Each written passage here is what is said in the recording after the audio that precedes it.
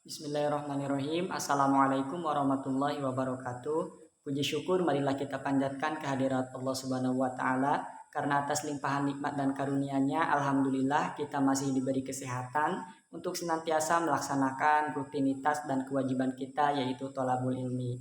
Salawat serta salam mudah-mudahan tetap tercurah limpahkan kepada nabi kita umat Islam yakni Nabi besar Muhammad sallallahu alaihi wasallam.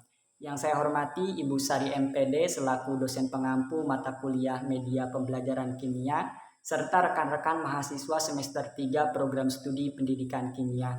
Dalam kesempatan ini perkenankan saya untuk mempresentasikan salah satu hasil media 3 dimensi yang telah saya buat yang diberi nama dengan Chem Ludo. Yang mana dalam hal ini saya akan mempresentasikan mengenai alat dan bahan, prosedur pembuatan, kemudian aturan permainan dan kelebihan serta kekurangan dari media yang telah saya buat. Baik, langsung saja di sini untuk pendahuluan. Sebagaimana kita ketahui bahwa media pembelajaran ini mempunyai peran penting dalam proses pembelajaran.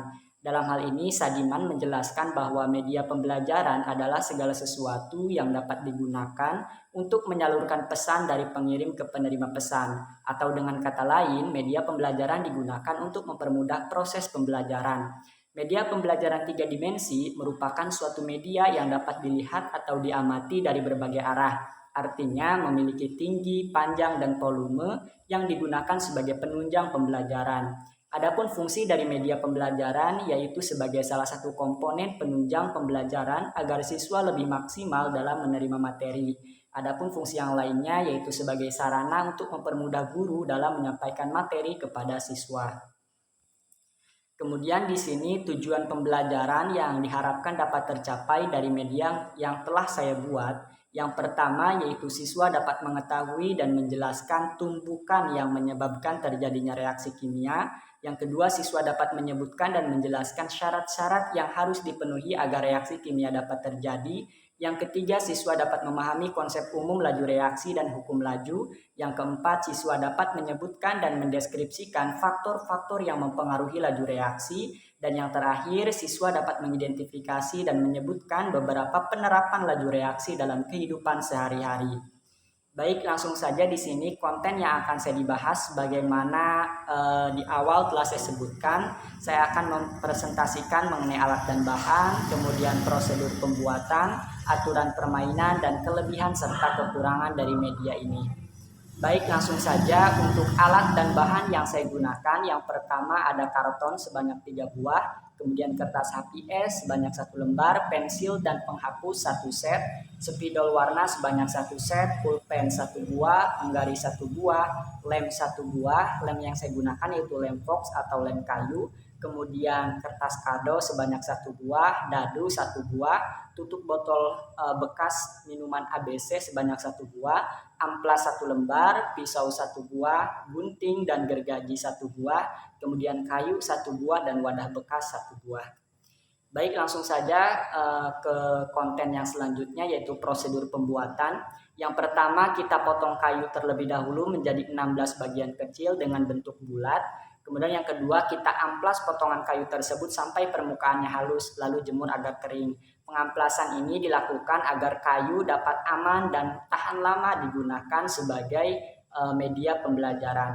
Kemudian yang ketiga, warnai masing-masing potongan kayu tersebut dengan warna merah, kuning, hijau, dan biru. Masing-masing potongan kayu yang diwarnai dengan satu warna yaitu 4 buah.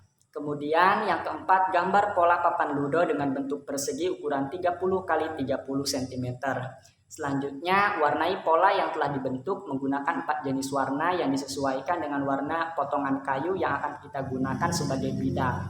Selanjutnya, siapkan 2 lembar karton dengan warna berbeda yaitu warna orange dan ungu, lalu potong menjadi 20 bagian dengan ukuran 7 x 8 cm.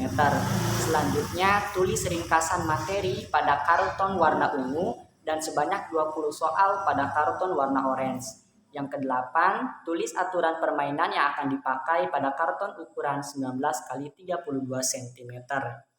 Untuk selanjutnya, siapkan wadah bekas sebagai kotak untuk menyimpan perlengkapan permainan. Dan yang terakhir, kita buat form penilaian untuk menentukan pemenang dari permainan Chem Ludo ini. Dan inilah hasil yang kita dapatkan dari proses pembuatan berdasarkan prosedur pembuatan yang telah saya sampaikan tadi. Selanjutnya aturan permainan. Yang pertama, buatlah 4 kelompok dengan masing-masing kelompok beranggotakan 4 orang.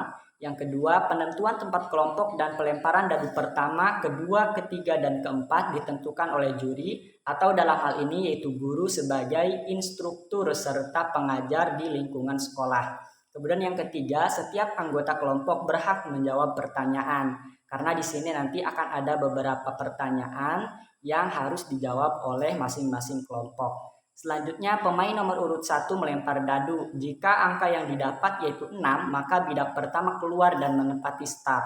Namun jika bukan angka 6 yang didapat, maka harus bergantian dengan kelompok lain.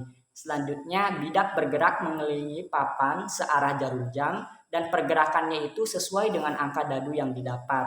Selanjutnya, jika bidak menempati kotak yang di dalamnya terdapat lingkaran warna ungu, maka pemain tersebut mengambil kartu materi dan membacakannya. Selanjutnya, jika bidak menempati kotak yang di dalamnya terdapat lingkaran warna orange, maka pemain harus mengambil kartu soal. Karena di awal tadi kita telah membuat kartu materi sebanyak 20 biji dan kartu soal juga sebanyak 20 biji. Artinya terdapat 20 materi yang itu sebagai jawaban dan 20 kartu soal yang di dalamnya terdapat pertanyaan yang harus dijawab oleh pemain tersebut. Kemudian kartu soal tersebut harus dijawab dengan waktu 1 menit untuk berdiskusi dengan anggota kelompok. Karena di sini setiap anggota kelompok berhak untuk menjawab pertanyaan, maka dapat dilakukan diskusi untuk menjawab pertanyaan tersebut dengan alokasi waktu yaitu 1 menit setiap pertanyaan. Kemudian selanjutnya, sistem kembali ke kandang berlaku apabila terdapat 2 bidak dari kelompok yang berbeda dalam satu kotak. Misalnya dari kelompok 1 menempati kotak ketiga dari start. Kemudian dari kelompok 2 pun menempati kotak ketiga dari start. Artinya dalam hal ini terdapat 2 bidak dalam satu kotak yang sama. Maka dari kelompok 1 tersebut harus kembali ke kandang. Karena dalam hal ini berlaku sistem kembali ke kandang. Untuk selanjutnya, karena di awal tadi ada juri yang mana dalam hal ini yaitu Dewan Guru, maka peran juri di sini adalah menentukan jawaban benar atau salah. Jika jawaban benar, maka pemain berhak mendapatkan 5 poin. Namun jika salah, maka minus 1 poin dan mundur 1 kotak. Setiap kelompok mendapatkan poin dengan cara menjawab soal, mencatat materi, dan menjawab soal lemparan dari kelompok lain. Jika masih terdapat kartu soal atau materi, maka harus dibaca dan dijawab untuk menambahkan poin.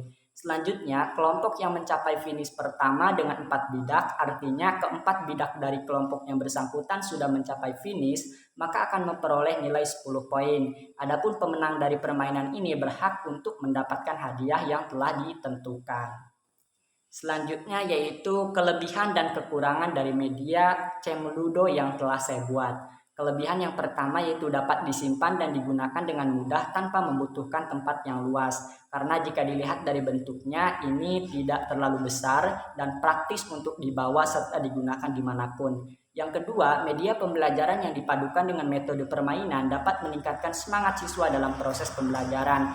Karena tak dapat dipungkiri tak sedikit siswa yang merasa bosan dan jenuh ketika metode pembelajaran yang digunakan itu hanya bersifat ceramah atau tanya jawab semata.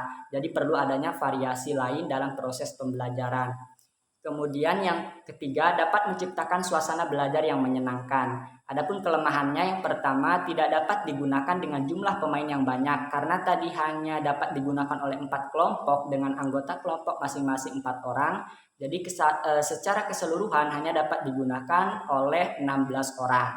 Kemudian yang kedua, membutuhkan biaya yang mahal dan waktu yang lama dalam proses pembuatannya karena kita harus mengerjakannya sedetail mungkin dan meminimalisir kesalahan serta human error agar permainan ini menarik serta dapat digunakan dengan mudah.